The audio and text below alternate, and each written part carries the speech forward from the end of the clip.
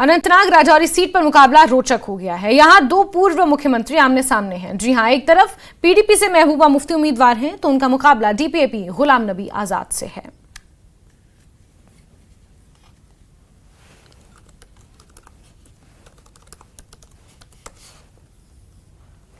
तो आपको बता दें कि अनंतनाग राजौरी सीट से मुकाबला अब दिलचस्प हो चला है, जहां नेशनल कॉन्फ्रेंस ने मियां अल्ताफ को बहुत पहले ही मैदान में उतार दिया है। तो डीपीएपी की तरफ से गुलाम नबी आजाद खुद चुनावी मैदान में है और महबूबा मुफ्ती ने कल प्रेस कॉन्फ्रेंस कर घाटी की 3 सीटों पर अपने उम्मीदवार को उतारा है और अनंतनाग राजौरी सीट से खुद चुनाव लड़ने की बात महबूबा मुफ्ती ने कही है।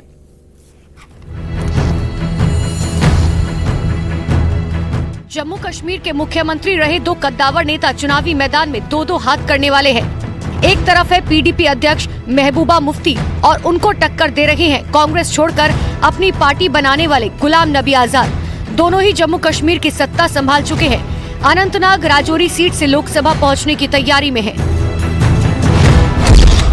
गुलाम नबी आजाद पहले ही अनंतनाग राजौरी सीट से चुनाव लड़ने का ऐलान कर चुके हैं। वहीं महबूबा मुफ्ती अब मैदान में उतरी हैं।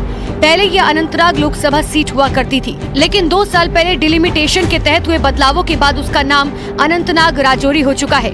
डिलिमिटेशन से पहले अनंतनाग सीट से महबूबा मुफ्ती 2 बार आ चुकी है, एक बार 2004 में और फिर 2014 में। दक्षिण कश्मीर के उस इलाके में उनकी पार्टी की अच्छी पकड़ मानी जाती है, जबकि गुलाम नबी आजाद इस इलाके से पहली बार मैदान में है।